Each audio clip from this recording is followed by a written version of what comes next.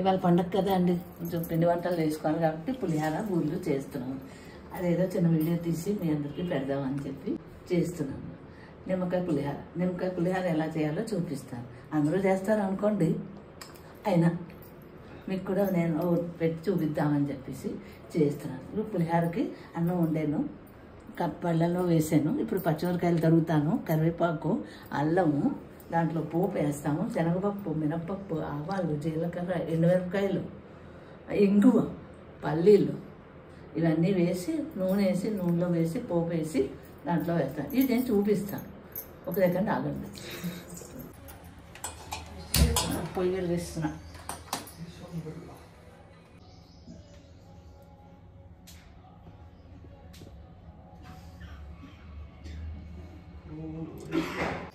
నిమ్మకాయ పులిహోరకి ఇప్పుడు అన్నీ సిద్ధం చేశాను.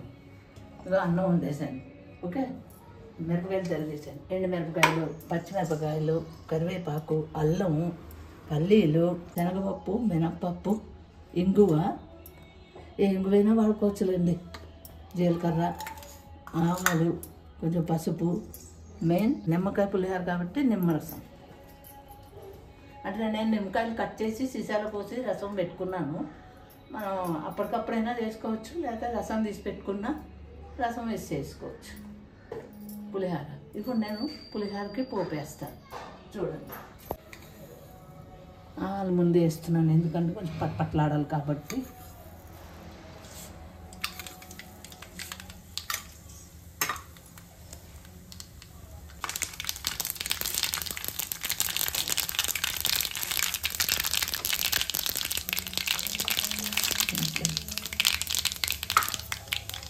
ఉజ్జాయింపుతో వేసేస్తాము.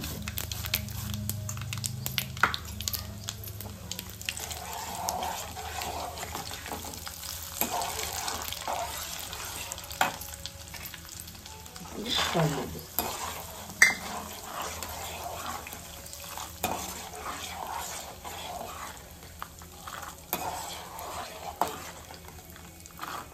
కొంచెం నీళ్ళుగా అల్లం ముక్కలు వేద్దాం. ఎందుకంటే కొంచెం అల్లం ముక్కలు వేగాలి కాబట్టి.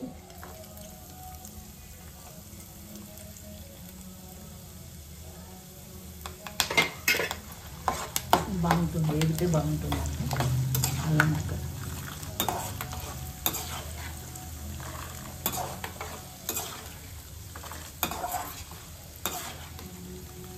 కొంచెం వేగా కొంచెం వేగితే జీలకర్ర,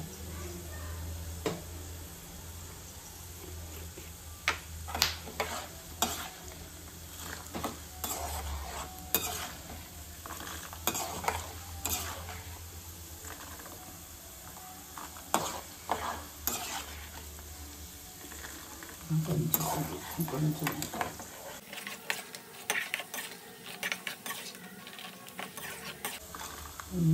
ఎరుపు రంగు వస్తే చాలు.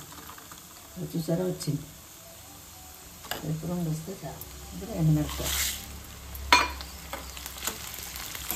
పులిహోర కూడా కొంచెం ఎక్కువ మిరపకాయలు పడతాయండి, కారం లేకపోతే బాగోదు కదా. నెక్స్ట్ పచ్చిమిరకాయలు,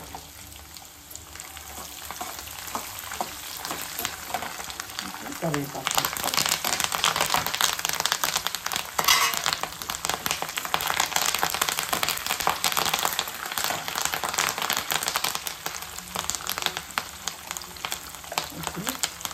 ఇంగువ,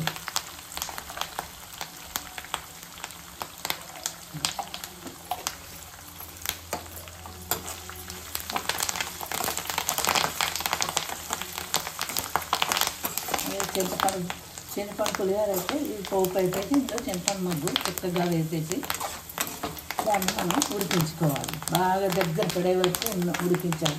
దాంట్లో నూనె కాస్త పైకి తేలుతూ ఉంటుంది, అప్పటిదాకా ఉడికించి ఆపేసి అన్నంలో వేసి కలిపించుకోవడం. మనం మగ్గు కూడా ఇలా తయారు చేసి ఫ్రిడ్జ్లో దాచుకోవచ్చు. దాన్ని ఎప్పుడు కాస్తే అప్పుడు అన్నం వండుకొని కొంచెం ఇది వేసేసి ఈ మగ్గు వేసేసి పులిహోర కలిపేసుకున్నాం అనుకోండి, అప్పటికప్పుడు పులిహోర రెడీ. వేగిపోయింది చూసారా, ఇప్పుడు అందులో వేసేస్తా. అది చింతపండు పులిహార, ఇది నిమ్మకాయ పులిహార. ఇది ఇప్పుడు కొంచెం పసుపు వేస్తాను.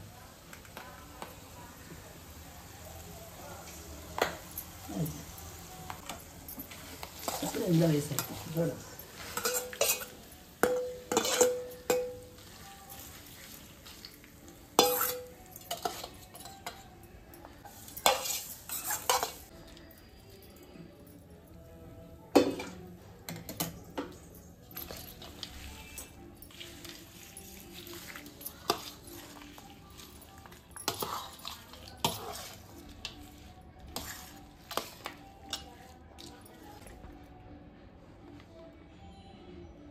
చూడండి నిమ్మకాయ రసం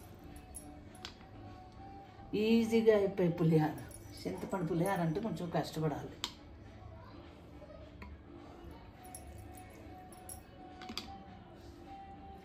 చాలు.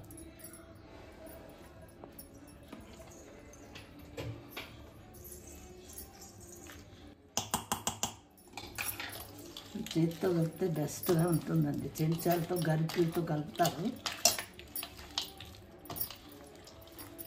అది మనకి తృప్తిగా ఉండదు. అదే చేయి పెట్టి పెడితే పాడైపోతుందని అంటారు, కానీ అది మనం చేయి పెట్టి కలిపితేనే శుభ్రంగా కలిసినట్టు ఉంటుంది ఇది అసలు. అందుకే చేయి పెట్టి కలపాలి. ఇప్పుడు పెద్దవాళ్ళం కదండి, పూర్వం ఇవి చేస్తాం. ఇప్పుడంటే గరిటెలతో కలిపేస్తాను.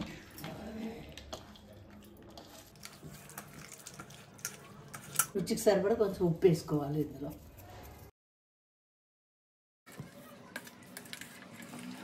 అయిపోయింది పులిహార. పులిహార రెడీ. నేను టేస్ట్ చూసి మీకు చెప్తా. సూపర్గా ఉన్నది. మీరు చూసి కామెంట్స్లో చెప్పండి ఎలా ఉన్నది అని. Okay, bye.